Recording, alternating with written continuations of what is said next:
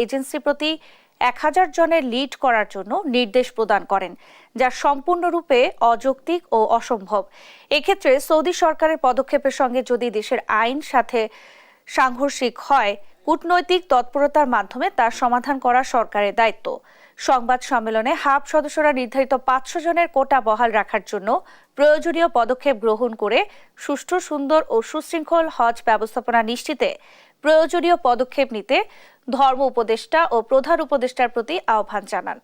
ধর্ম মন্ত্রণালয় হতে লিড এজেন্সি মালিকদের ইসলামিক ফাউন্ডেশনে সভা করে ডেকে নিয়ে এজেন্সি প্রতি 1000 লিড করার জন্য নির্দেশ প্রদান করে, যা সম্পূর্ণ অযৌক্তিক ও অসম্ভব বটে।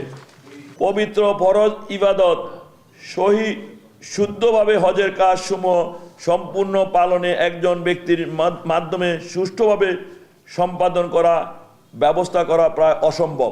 ধর্ম মন্ত্রণালয় বা আমাদের সরকার যে প্রতিষ্ঠিত করেছেন যে 500 কোটা থাকবে এবং সে 500 কোটা বহাল রাখার জন্য প্রয়োজনীয় পদক্ষেপ গ্রহণ করার জন্য সুষ্ঠু, সুন্দর বহাল রাখার জন্য অনুরোধ জানাচ্ছি।